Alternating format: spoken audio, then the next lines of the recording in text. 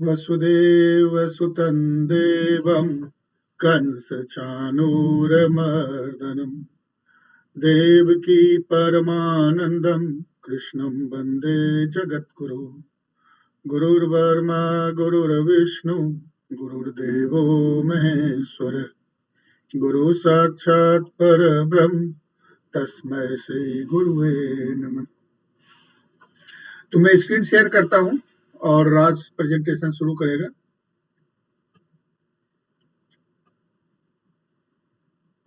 Screen share करता हूं और राज प्रेजेंटेशन शुरू करेगा।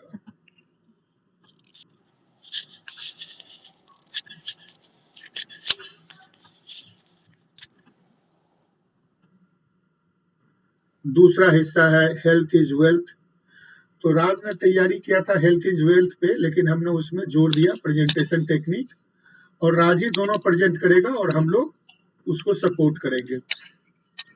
और जैसा तिवारी जी एडवाइस करते हैं कि फ्यूचर में हम स्टूडेंट को प्रेजेंट करने के लिए कहेंगे ताकि उनका प्रेजेंटेशन स्किल, प्रेजेंटेशन कैसे तैयार करना है, ये सब इम्प्रूव हो। तो राज, ओवर टू यू, अब तुम शुरू करो। Yes sir. तो आज हमारा वेबिनार है प्रेजेंटेशन टेक्निक्स, और इसमें हम एक प्रेजेंटेशन में मैं पेश करने वाला हूँ हेल्थ इज वेल्थ, सेहत ही धन है। तो सबसे पहले हम प्रेजेंटेशन टेक्निक्स के ऊपर फर्स्ट चर्चा करते हैं।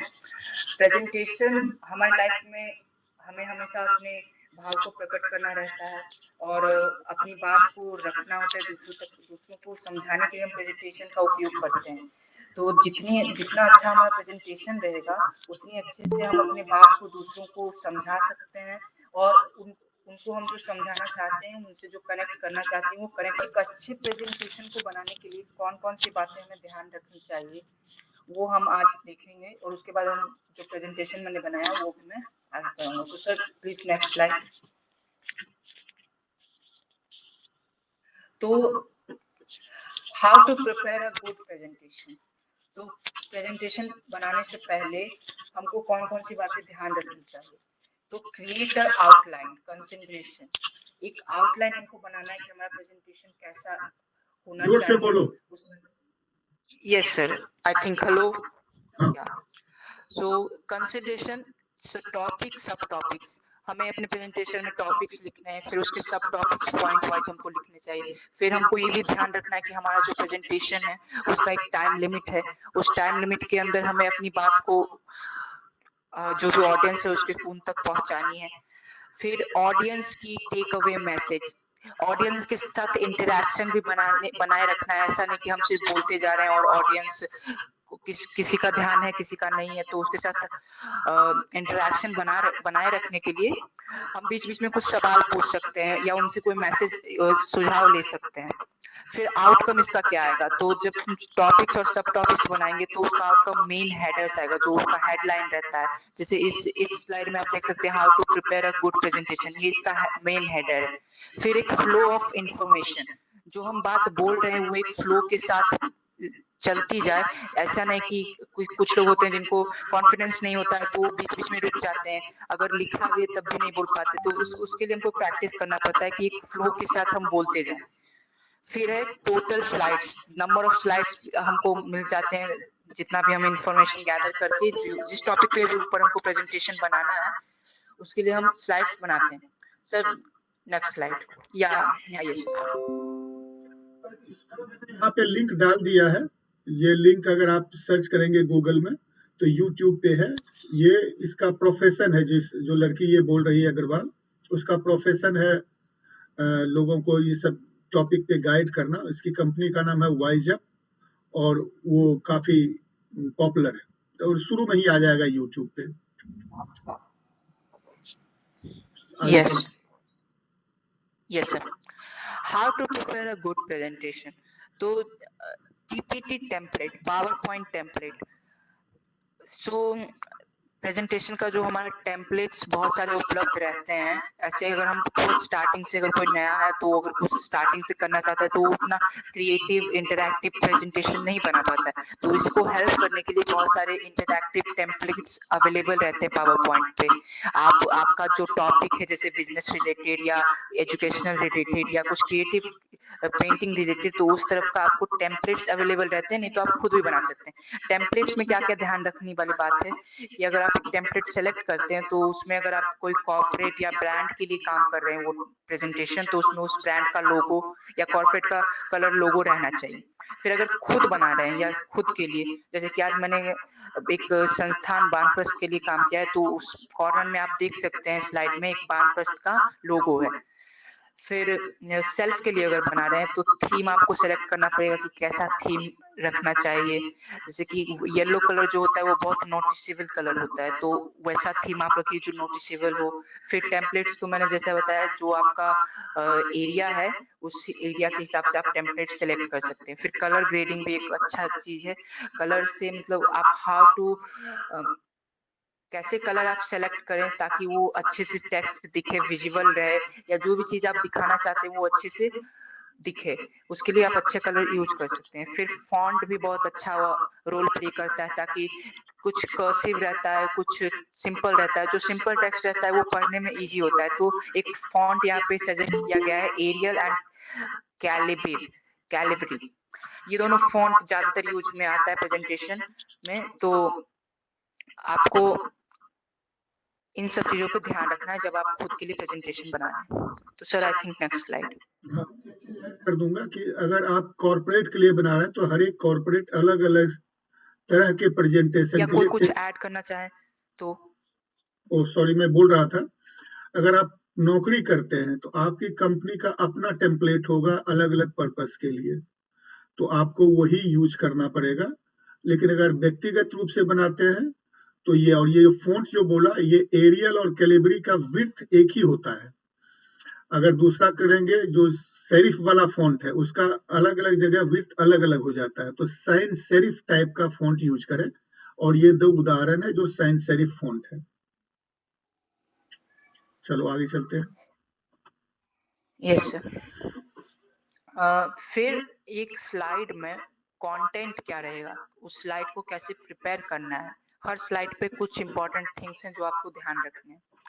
तो पावरफुल हेडर, जितना अच्छा आपका ऊपर का जो हेडलाइन है, जितना इंटरैक्टिव वो रहेगा, जितना इंटरेस्टिंग रहेगा, जिसको देख के ही आदमी को कुछ दिमाग में उसको लगे कि ये क्या है, या उसके बारे में सोचने को उसको वो मजबूर करे, तो वैसा पावरफुल हेडलाइन आपको लिखना पड़ेगा। फिर एक है 7x7 का रूल।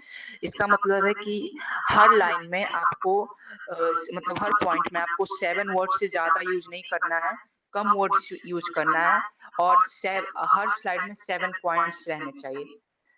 वो आपके प्रेजेंटेशन के ऊपर डिपेंड करता है। जैसे कि इस स्लाइड में हम देख सकते हैं 1, 2, 3, 4, 5, 6 पॉइंट्स है, और हर पॉइंट में 2 to 5 वर्ड्स के अंदर किया गया है। तो ऐसा आप पॉइंट्स वाइज बना सकते हैं। इसको कहते हैं 7x7 रूल। फिर research to get data and information. फिर आप जो भी प्रेजेंट कर रहे हैं अपने स्लाइड पे, वो उसके लिए आपको अच्छे से रिसर्च करना पड़ेगा।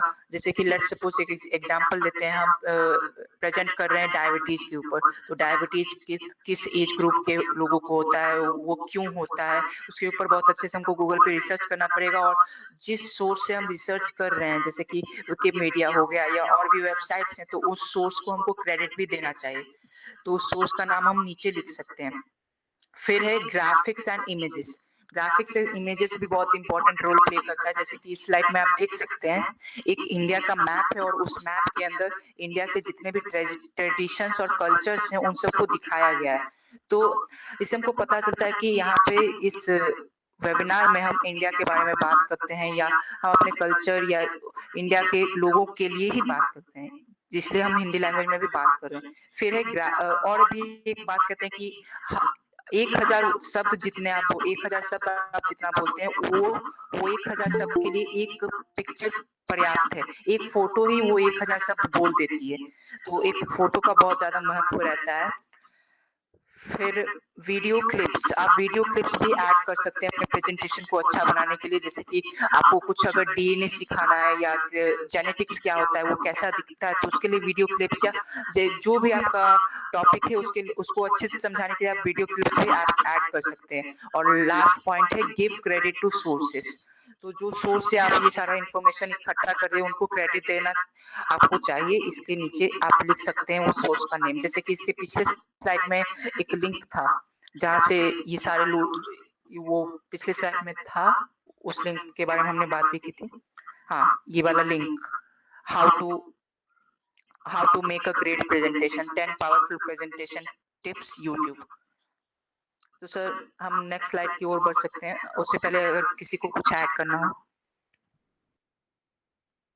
नहीं, इसमें ऐड करना ये कि ये वाला जो लाइन है, इसमें कोई भी प्रेजेंटेशन देने के लिए आप पहले डाटा कलेक्ट करते हैं, फिर उसको कोलेट करते हैं और फिर किस सीक्वेंस में प्रेजेंट करना है उसके लिए आप सोच करके स्लाइड बनाते हैं। वही पहले स्लाइड में आ रहा था कि आपको इंफॉर्मेशन फ्लो आइडिया आता है अगर आप ये सब चीज कर लिए हैं तो। यस, बाद में फिर डिस्कस करेंगे इसके ऊपर। हैं अभी अखिलेश जी हैं, तिवारी जी हैं, कुछ और लोग हैं। अब ये डिलीवरी का है, अब राज बताओ। यस, अब लास्ट में आता है जब हमने प्रेजेंटेशन अपना बना लिया तो उसको अच्छे से डिलीवर करना है। जो भी हमारी ऑडियंस है उसको हमें अपना प्रेजेंटेशन दिखाना है, अपनी बात उन तक पहुंचानी है, उनसे कनेक्ट करना है। तो उसके लिए हमें क्या क्या तैयारियां करनी चाहिए प्रेजेंटेशन शुरुआत करने से पहले? सबसे पहले तो कॉन्फिडेंट और प्लेजेंट फेस। जैसे कि हमको पहले कॉन्फिडेंट हो जाना है। कुछ लोगों को, मुझे भी वैसा लगता है कि जब हम स्टेज पे जाते हैं तो एक घबराहट सी फील होती है लोगों को देख के, जैसे कि अभी मुझे थोड़ी थोड़ी हो रही है। तो वैसा कुछ नहीं है, एक प्लेजेंट फेस रखना है कि स्वाभाविक वातावरण, नॉर्मल फेस रखना है। फिर कॉन्फिडेंट रहना है, आपको अपनी बात को ऐसे रखना है कि ऐसा ना लगे कि आप उसके लिए कॉन्फिडेंट नहीं। फिर वेल ड्रेस्ड, ड्रेस आपको, जो आप वस्त्र पहनते हैं, जो आपका यूनिफॉर्म है उसको अच्छे से आप पहने, वो साफ रहे ताकि उससे आपको कॉन्फिडेंट फील हो। फिर proper stage lighting, projector, water. ये अगर आप स्टेज पे कर रहे हैं प्रेजेंटेशन या स्टेज पे आप कोई लेक्चर दे रहे हैं या कुछ स्पीच दे रहे हैं तो उसके लिए है। अगर आप ऑनलाइन कर रहे हैं तो आप वेल ड्रेस्ड रहें और आपके आसपास पानी का ग्लास रहे ताकि जब आप बोलते बोलते थक जाए तो वो पीने के लिए, और आपके पीछे लाइटनिंग भी अच्छी रहनी चाहिए ताकि आपको लोग अच्छे से देख सकें। फिर है बॉडी लैंग्वेज। बॉडी लैंग्वेज भी एक बहुत अच्छा रोल प्ले करता है। जैसे कि हाथों को आप ऐसे मूव कर सकते हैं किसी भी चीज को, जैसे काउंटिंग करने के लिए, या कुछ बिग बड़ा दिखाना तो हाथों को ऐसे खोल सकते हैं, छोटा दिखाना तो हाथों को ऐसे मोड़ सकते हैं। और एक्सप्रेशन के लिए भी आप अपना फेस यूज कर सकते हैं, जिससे बॉडी लैंग्वेज से भी लोग समझ जाते हैं कि वो कैसा फील कर रहा है, वो क्या कहना चाहता है। फिर आई कांटेक्ट बनाना भी इम्पोर्टेंट है ताकि लोगों को लोगों को पता चले कि आप कॉन्फिडेंट है। अगर आपकी आंखें हमेशा ऐसे डायलेट कर रही हैं चारों ओर तो वो समझेंगे कि ये नर्वस है, तो उसके लिए आपको आई कांटेक्ट बनाना चाहिए। मैं रिक्वेस्ट करूंगा जिनके पास अगर अच्छा ब्रॉडबैंड डाटा है या अच्छा इंटरनेट है तो अपना वीडियो ऑन कर सकते हैं, क्योंकि मुझे कोई दिख नहीं रहा तो मैं आई कांटेक्ट किसी से बना नहीं पा रहा। फिर लास्ट पॉइंट है इसका इंटरैक्टिव।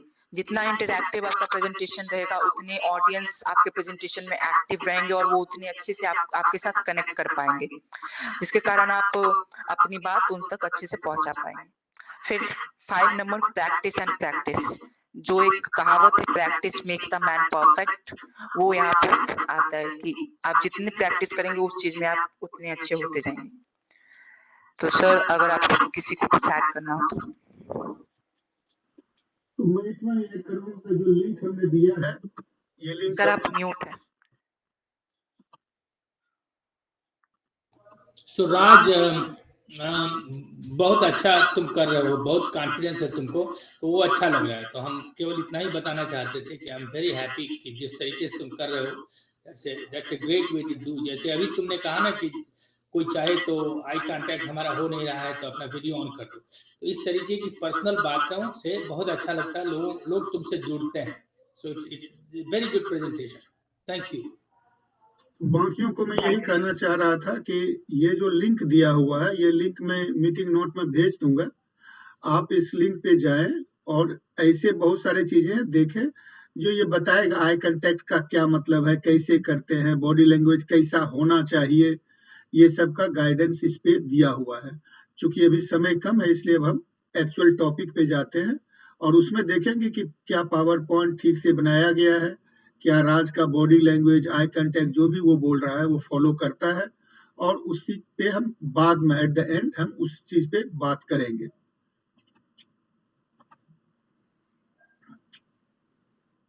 राज तुम्हारा। Yes sir. सो मेरा आज का टॉपिक है जो मैं प्रेजेंट करने वाला हूँ वो है हेल्थ इज वेल्थ, सेहत ही धन है। आप इस स्लाइड को देख सकते हैं, इस स्लाइड में कुछ कमियां हैं और इसमें बहुत कुछ सुधार किया जा सकता है। ओके सर, आपने स्लाइड बदल दिया। हाँ, नहीं वो पिछला स्लाइड अगर थोड़ा समय के लिए आप आ सकते तो उस पर मुझे बोलना था, इसके बाद वाला। हाँ, ये स्लाइड जो है हेल्थ इज वेल्थ, इसमें कुछ कमियां हैं जिसको हम सुधार सकते हैं और इसमें बहुत कुछ ऐड किया जा सकता है। तो अगर किसी को कोई सुझाव या कुछ बोलना है तो बोल सकते हैं, स्टूडेंट्स में खास करके। सो ये मेरा स्लाइड का प्रेजेंटेशन का हमारी आवाज कटने लगी। स्लाइड है अ जर्नी। हेलो, या मैं फिर से बोलता हूँ, a journey to wellness, healthy lifestyle for a vibrant life, tips and strategies. So यहाँ पे मैंने एक बहुत ही इंटरेस्टिंग हेडलाइन दिया है जिससे लोगों को इसको पढ़ के, अगर लोग पढ़ेंगे, हो सकता है कि कुछ लोग इसको ना पढ़े क्योंकि थोड़ा बड़ा है, लेकिन जैसे वो जर्नी टू वेलनेस देखेंगे उनको इच्छा होगी कि हम इसको पूरा पढ़ें, क्योंकि सब लोग स्वस्थ रहना चाहते हैं। और जो आप यहाँ पे नोटिस कर सकते हैं हेडलाइन को, मैंने वहाँ पे लिखा है notice the headline. Health is wealth जो है वो बहुत लोकप्रिय है और ये कुछ लोग होते हैं कि जो ये बहुत बचपन से सुनते आते हैं कि सेहत ही धन है, तो कुछ लोग इसको इग्नोर कर देते हैं। और फिर मैंने साइड में एक लाइफ क्लॉक भी दिया है, क्योंकि हम सबको पता है कि हमारा जीवन जो है वो सीमित समय के लिए है। ऐसा तो नहीं है कि हम अमर हैं, तो सबको एक क्षण के लिए ये पता चलेगा कि हमारा जीवन जो है एक सीमित समय के लिए, तो इसे एक भावना है कि हाँ, अभी हमें अपने समय को अच्छे से उपयोग करना चाहिए। सर, आप नेक्स्ट स्लाइड पे जा सकते हो। उससे पहले अगर किसी को कुछ ऐड करना हो या किसी को कुछ सुझाव देना हो कि इस स्लाइड को कैसे और मैं थोड़ा सुधार सकता था।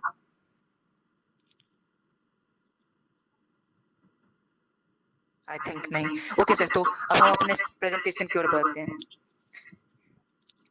What we will discuss। आज के टॉपिक में हम 7 चीजों को डिस्कस करने वाले हैं और लास्ट में क्वेश्चन आंसर का भी एक स्लाइड है। सबसे पहले हम देखेंगे एक व्यक्ति है जेनर लुइस कैलमेंट, वो बहुत लंबा समय तक वो अपनी लाइफ को जी हैं, तो वो कितना वो कैसे इतने लंबे समय तक जी हैं उसके बारे में हम देखेंगे। फिर the secret of living long, लंबे समय तक जीने का जो क्या राज है कि कुछ लोग बहुत लंबे समय तक जीते हैं और कुछ लोग बहुत कम समय तक जी पाते हैं। फिर डैन बटनर ऑन सेंटेरेनियस, डैन बटनर का एक रिसर्च है, उसको हम देखेंगे। फिर 5 ब्लू जोन्स, ये सब जैसे मैं डैन बटनर के सेंटेरेनियस पे आऊंगा तो आपको ये पता चल जाएगा कि 5 ब्लू जोन्स क्या है और द पावर 9 क्या है। फिर पैकेज्ड फूड पे भी हम आज बात करने वाले हैं। फिर the study of sapiens lab, ये भी एक रिसर्च पेपर है, वो भी हम आज देखेंगे। तो सर, आप नेक्स्ट स्लाइड पे मूव कर सकते हैं। इसमें ये नोट करने वाली बात है कि हमने इसमें कोशिश किया है 7 ही पॉइंटों, जबकि पॉइंट का संख्या ज्यादा है थोड़ा, लेकिन किसी में भी बहुत लंबा सेंटेंस नहीं है, फ्रेज है केवल। और ये ध्यान रखना कि आपका जो चीज हो वो फ्रेज के रूप में रहे, ना कि पूरा description. Yes yes. Who was Janice Louis Calment? तो जैनिस लुइस कैलमेंट का जन्म आर्लिस फ्रांस में हुआ था। इनकी जन्म की तारीख है फरवरी 21, 1875 और इनका जो डेट ऑफ बर्थ है वो है अगस्त 4, 1997 1997। सो ये इन्होंने अपने जीवन इन्होंने 122 साल 164 दिन अपनी जिंदगी जी। सो ये बहुत लंबा टाइम होता है, 122 साल और 164 दिन। ये जब पैदा हुई थी तो इनकी शादी 21 वर्ष में हो गई थी। जब इनकी शादी हुई थी तभी गांधी जी अफ्रीका आए थे। और एक बात मैं आपको बता दूं, गांधी जी इनसे सिर्फ 6 साल के बड़े थे। फिर इन्होंने अपनी लाइफ में बहुत सारे रेवोल्यूशंस देखे, क्योंकि 122 साल और वो भी 1800 से लेके 1900 के पीरियड में 1890s के पीरियड में हमारे वर्ल्ड ने बहुत सारा डेवलपमेंट किया है, चाहे मेडिसिन के क्षेत्र में हो या फिर कम्युनिकेशन के क्षेत्र में हो। आईटी सेक्टर भी बहुत डेवलप हो गया, फिर बहुत कुछ डेवलप किया था। तो इन्होंने अपने जीवन काल में कंप्यूटर को आते देखा, बैलगाड़ी घोड़ा गाड़ी को कार से चेंज होते हुए देखा, फिर मेडिकल एडवांसमेंट देखे और आदमी को चांद पे जाते हुए इन्होंने अपनी लाइफ में देखा। तो बहुत कुछ इन्होंने अपनी लाइफ में देखा। इनकी एक बेटी भी थी और इनके पति भी थे। इनकी बेटी को लंग्स कैंसर की वजह से इनकी बेटी 59 के एज में चली गई और 64 के एज में इनके जो पति थे वो वर्ल्ड वॉर 2 में उनका डेथ हो गया। 1989 के बाद जब ये 110 साल की थी तो ये बहुत ही पॉपुलर हो गई थी पूरे वर्ल्ड में।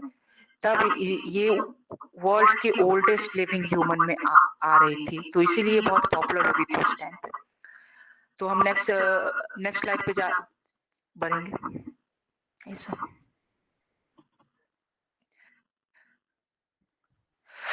So what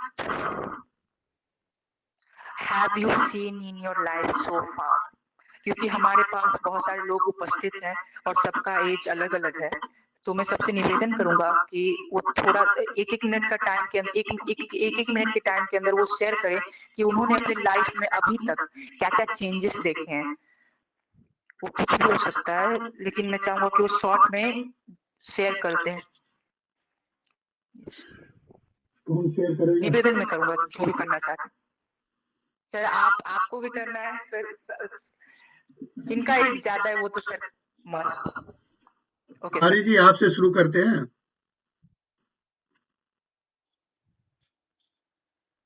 चलो मैं शुरू करता हूँ। हाँ बोलिए तिवारी जी।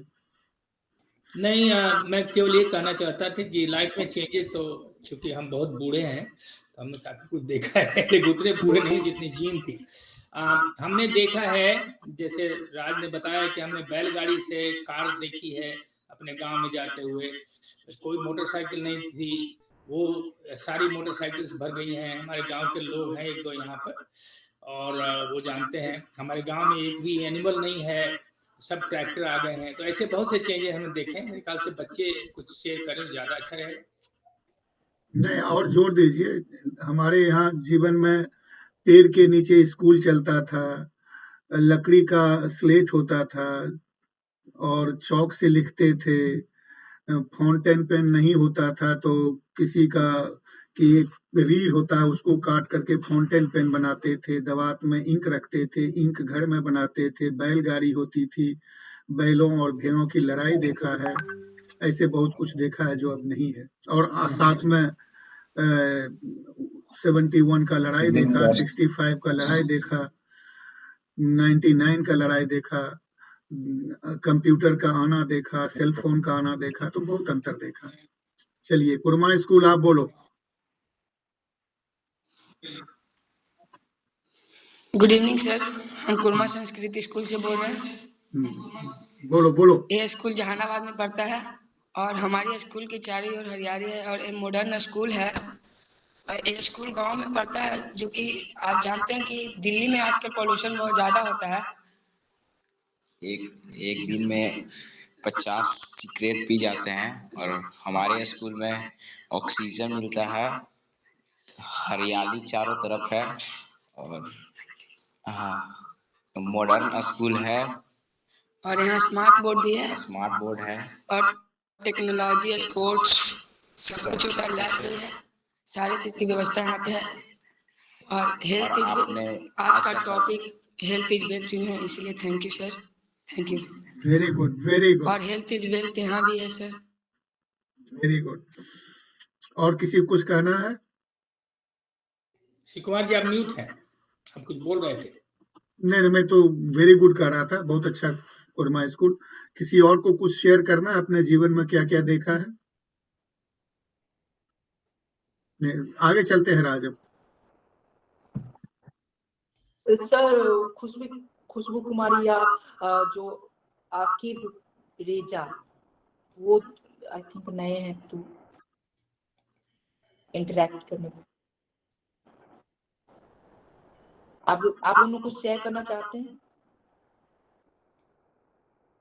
आतिक रेजा छोड़ के चला गया, ड्रॉप हो गया, कोई बात नहीं, आगे चलते हैं।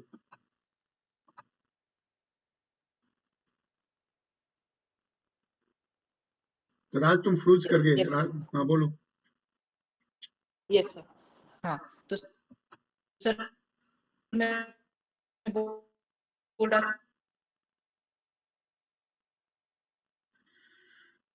तुम्हारी आवाज कट रही है राज, माइक मुंह पे रखो।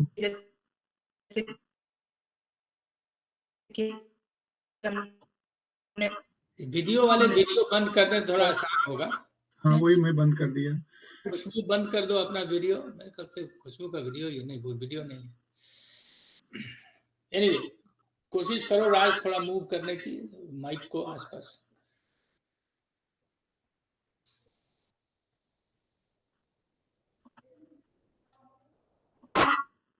फैक्टर्स क्या है आज हम देखने वाले। तो उसमें पहला जो फैक्टर है नेचुरल मूव।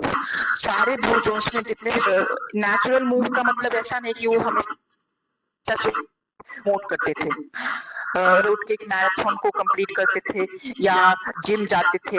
नेचुरल मूव जैसे कि आप मान लीजिए कि एक व्यक्ति है जिसको ऑफिस में नौकरी लगी है और मान लीजिए वो बहुत हाई क्लास है, तो क्या वो चल के ऑफिस जाएगा? टेबल पे बैठ के वो दिन भर काम करता है, फिर शाम को कार से घर आता है, फिर अगर उसको कहीं सिनेमा देखने जाना है तो भी वो कार में जाता है। मतलब नेचुरल मूव बहुत कम होता है।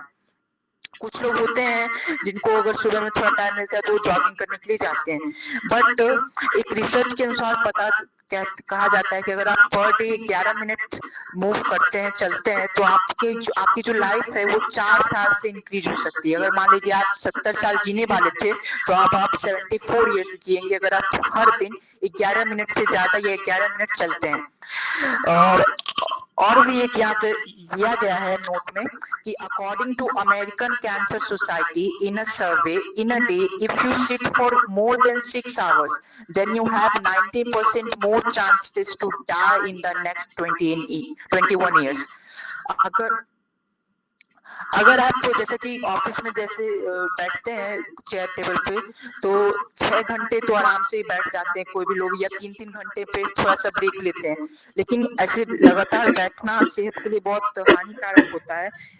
इसको आप रिप्लेस कर सकते हैं, जैसे कि एक स्टैंडिंग डेस्क आता है तो उससे आप रिप्लेस कर सकते हैं, या आप बीच बीच में एक 5 मिनट का वॉक ले सकते हैं ऑफिस के अराउंड ही। लेकिन अगर आप कंटिन्यूअस 6 घंटे के लिए बैठते हैं तो अगले 21 साल में आपके मरने के जो चांसेस है वो 90% ज्यादा हो जाते हैं। तो इस स्लाइड में कोई कुछ ऐड करना चाहिए? Okay sir, next slide. फिर दूसरा जो फैक्टर था उनमें सर या पर्पस, जीने के लिए सबको एक पर्पस चाहिए कि किस लिए हम जी रहे हैं। बच्चे जब रहते हैं तो उनको कोई पर्पस नहीं रहता है, उनको सिर्फ पढ़ाई करनी रहती है, लेकिन उसके बाद उनको एक पर्पस आता है, कैरियर हमको सेट करना है। तो जीने के लिए अगर आपके पास पर्पस रहेगा, एक अच्छा पर्पस अगर आपके पास जीने के लिए रहेगा, तो आप अपनी लाइफ को 7 साल से इंक्रीज कर सकते हैं, 7 years। और ये जो ब्लू जोन्स होते हैं इनमें कोई रिटायरमेंट नाम का टर्म नहीं होता है। हमारे यहाँ एक रिटायरमेंट टर्म है कि 60 इयर्स के बाद वो रिटायर्ड हो जाते हैं, उसके बाद हमको सिर्फ बैठना है, खाना है, लाइफ को जीना है, लेकिन उसके बाद भी इन ब्लू जोन्स में पर्पस रहता है। जापान में जो है वहाँ पे लोग 90 इयर्स के बाद भी एक पर्पस रखते हैं, किसी भी संस्थान में जाके वो वॉलंटियरिंग फ्री में कर देते हैं, या कोई रिलीजियस ग्रुप से वो जुड़े रहते हैं। सो पर्पस रहना लाइफ में बहुत इंपॉर्टेंट है, एक reason for being. Sir next slide. Down shift यानी कि हमें अपने बॉडी को डिटॉक्सिफाई करना चाहिए, जैसे कि दिन भर का काम हमारे पास रहता है, बहुत सारे टेंशन से, तो इससे हमारे माइंड में एक स्ट्रेस हो जाता है और इस स्ट्रेस को रिलीव करने के लिए हम अपने बॉडी को डिटॉक्सिफाई करते हैं। डिटॉक्सिफाई हम अपने बॉडी को कैसे कर सकते हैं, तो एक्सरसाइज, प्रेइंग, प्रार्थना करके भी हम डिटॉक्सिफाई कर सकते हैं। पेंटिंग या कोई भी ऐसी हॉबी जिसको करने में आपको अच्छा लगता है, जिससे आपको स्ट्रेस कम होता है, वो आप कर सकते हैं। ब्लू जोन्स में लोग क्या करते थे, कनाडा के जो थे वो सब हैप्पी आवर प्रैक्टिस करते थे, यानी कि दिन में उनके पास एक ऐसा घंटा रहता था जिसमें वो अपने दोस्तों के साथ मिलके 1 घंटे बातचीत करते थे, कॉफी पीते थे, या फिर वो ऑनर करते थे देयर एंसेस्टर्स, अपने पूर्वजों को, अपने पूर्वजों के लिए वो प्रार्थना करते थे, उनकी पूजा करते थे दिन में आधा घंटा टाइम निकाल के, या वो भगवान की ही प्रार्थना करते थे। तो एक रिसर्च है कि क्रॉनिक स्ट्रेस, जो तनाव आपको लंबे समय के लिए, मान लीजिए कोई फाइनेंशियल क्राइसिस है आपके पास, तो उसका जो तनाव है अगर आपके पास लंबे समय पे 1 महीने के लिए या 2 महीने के लिए आपके दिमाग पे रहेगा, तो ये क्या करता है, आप chronic stress that you have endured for a long time period, it can less your life for 33 years. 33 साल के लिए वो आपका लाइफ छोटा कर सकता है। तो it's a huge period of time कि अगर आपके पास बहुत सारा स्ट्रेस है और क्रॉनिक स्ट्रेस है कि जो स्ट्रेस आपके पास बहुत लंबे समय से है, तो उसको आप कम करें, नहीं तो आपका लाइफ 33 साल से छोटा हो सकता है। Yes. Then 80% rule, eating less, slow ageing. अगर आप कम खाना खाते हैं तो आपकी जो उम्र बढ़ रही है वो जल्दी जल्दी नहीं बढ़ेगी। एक ऐसा फैक्टर होता है कि कुछ लोगों की उम्र बहुत जल्दी जल्दी बढ़ती है, लेकिन हमको पता है कि टाइम तो वैसा ही है, लेकिन अगर हम कम खाना खाते हैं, क्योंकि आप इतना ही खाना खाइए कि आपके पेट के 8 हिस्से भर जाएं, बाकी 2 हिस्से खाली रहें। There are proven scientific benefits for eating less, और इसके बहुत सारे रिसर्च भी और साइंस में प्रूवन है कि अगर आप कम खाना खाते हैं तो आपको बहुत सारे बेनिफिट्स होते हैं। और आयुर्वेद जो था हमारा 14th सेंचुरी में भी, उसमें भी सजेस्ट किया जाता था कि आप अपने स्टोमच के 1/3 पार्ट को ही फुल करें और बाकी पार्ट को आप वाटर से या खाली रहने दें। अगर आप कम खाना खाते हैं तो आपकी उम्र धीरे धीरे, एजिंग आपका स्लो हो जाएगा। Sir next slide. Plant slant ये भी एक फैक्टर था सारे ब्लू जोन्स में कि वहाँ पे जितने भी सेंटेरियंस थे उनकी diet plant slant based diet थी, यानी कि वो उनके खाने में अधिकतर चीजें पेड़ पौधों से और ऑर्गेनिक थिंग्स थे। नॉन वेज वो लोग बहुत कम खाते थे और ज्यादातर वो बीन्स खाते थे, ग्रीन वेजिटेबल्स, कैरोट्स, और ज्यादातर जो चीजें जमीन के अंदर उगती है जैसे कि आलू, स्वीट पोटैटो, कैरोट, ये सब वो ज्यादा खाते थे। और according to a research, if you eat plant-based diet, then you have less risk of lots of diseases. अगर आप plant-based diet, organic diet खाते हैं तो आपको diabetes, high blood pressure, depression, obesity, colon cancer, breast cancer, prostate cancer, ये सब बहुत सारे ऐसे डिजीज हैं जिसके बारे में आई थिंक किन लोगों को पता भी नहीं होगा, तो ये सब डिजीजेस नहीं होते हैं। एंड इसकी ट्रांसप्लांट बेस्ड डाइट खाना एक बहुत अच्छा ऑप्शन है हमारे हेल्थ को हेल्दी रखने के लिए। So sir next slide. Wine at 5, ये बहुत ही कंट्रोवर्शियल पॉइंट हो सकता है। जो भी ब्लू जोन्स के व्यक्ति थे, सारे नहीं लेकिन 3 ब्लू जोन्स में ऐसा देखा गया है कि वहां पे सारे लोग एक मॉडरेट अमाउंट में अल्कोहल कंज्यूम करते थे, क्योंकि ये रिसर्च जो है वो 2003 का है, तो तब अल्कोहल के लिए इतने सारे रिसर्च नहीं हुए थे कि अल्कोहल हमारे सेहत के लिए हानिकारक है, तो वो एक मॉडरेट अमाउंट में अल्कोहल कंज्यूम करते थे, क्योंकि रेड वाइन वो पीते थे शाम के 5 बजे, वाइन एट 5। तो क्या होता था कि रेड वाइन में कुछ एंटीऑक्सीडेंट्स पाए जाते हैं जो कि बॉडी में गुड कोलेस्ट्रॉल को इंक्रीज करते हैं, लेकिन सिर्फ अगर आप एक मॉडरेट अमाउंट अमाउंट में वो वाइन को कंज्यूम करते हैं तब। लेकिन आज के रिसर्च पेपर से हमको पता चलता है कि थोड़े सा just small amount of alcohol is also harmful for our health. थोड़ा सा भी अल्कोहल हमारे हेल्थ के लिए हानिकारक है। तो जो एंटीऑक्सीडेंट अल्कोहल में पाया जाता है वो एंटीऑक्सीडेंट आप अंगूर में भी वो एंटीऑक्सीडेंट पाया जाता है। तो या तो सिर्फ आप अंगूर खा सकते हैं या अंगूर का जूस, इन दोनों में आप खा सकते हैं तो वो बेनिफिट आपको मिल जाएगा, लेकिन वाइन आपको कंज्यूम नहीं करना है। Next slide sir. Belonging, belonging आप कहाँ से बिलोंग करते हैं, आप be a part of social spiritual community. So जो 263 सेंटेरेनियंस को इंटरव्यू लिया गया, उनमें 5 को छोड़ के बाकी सब लोग किसी भी फेथ बेस्ड कम्युनिटी का हिस्सा थे।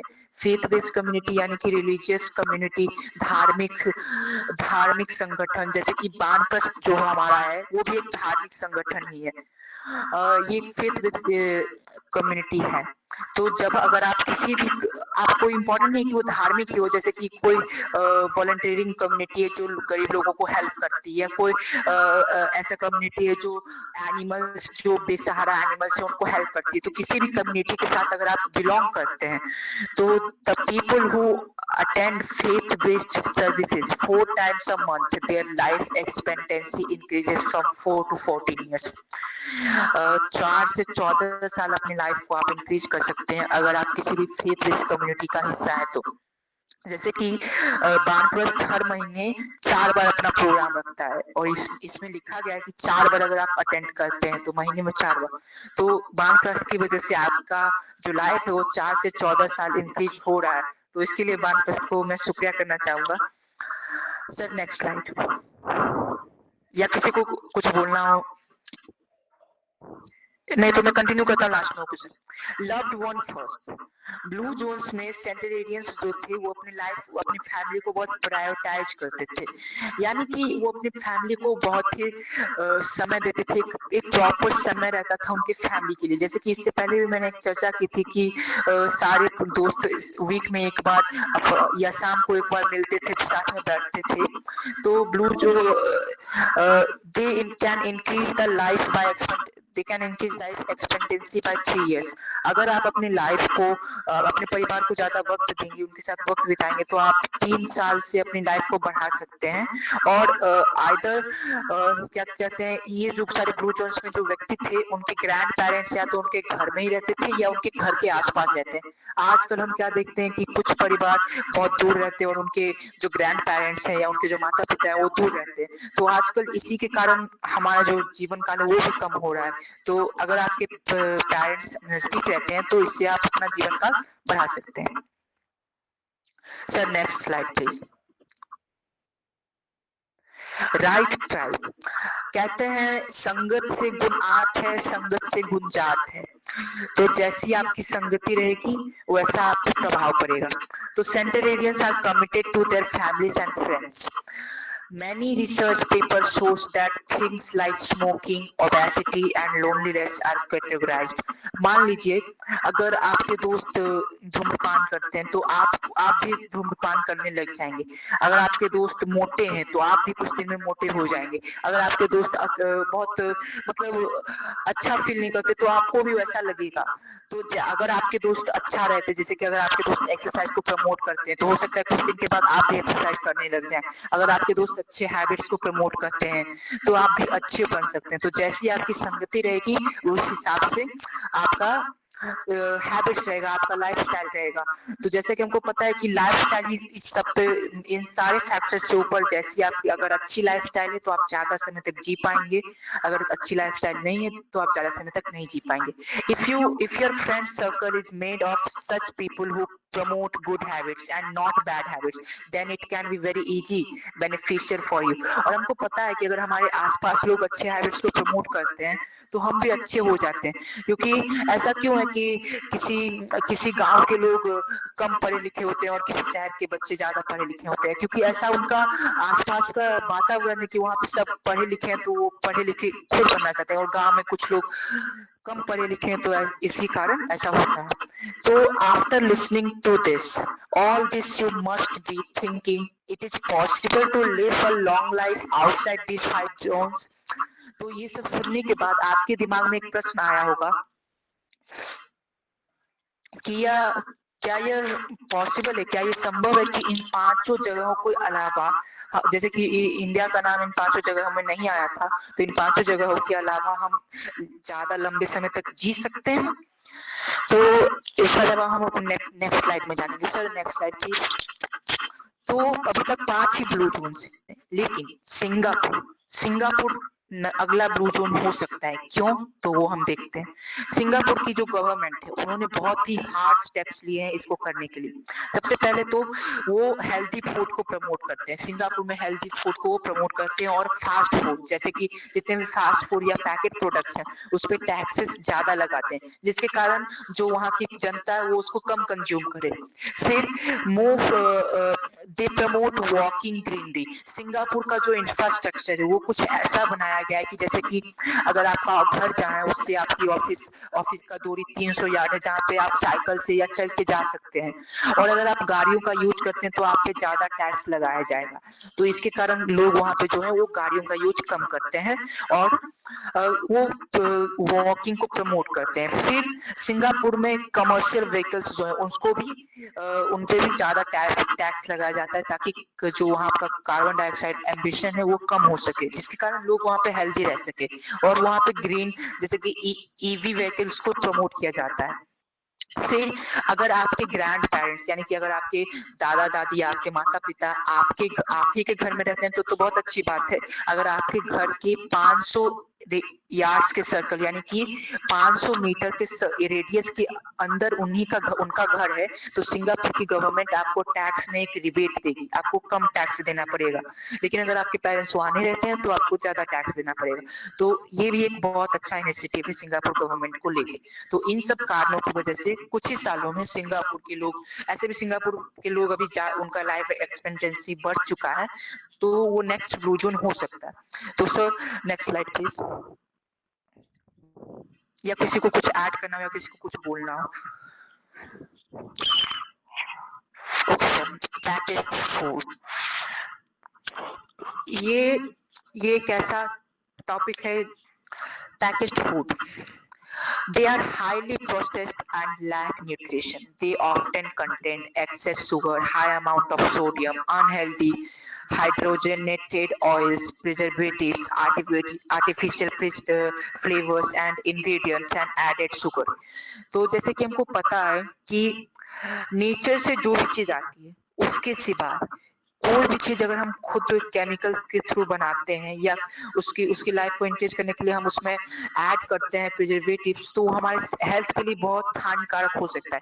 मैं मानता हूँ कि अगर हम एक वीक खाते हैं तो वो हेल्थ के लिए उतना हानिकारक नहीं है, लेकिन आजकल हमको पता है कि एक वीक में हम 5 से ज्यादा पैकेट प्रोडक्ट्स जरूर खाते हैं, कंज्यूम जरूर करते हैं।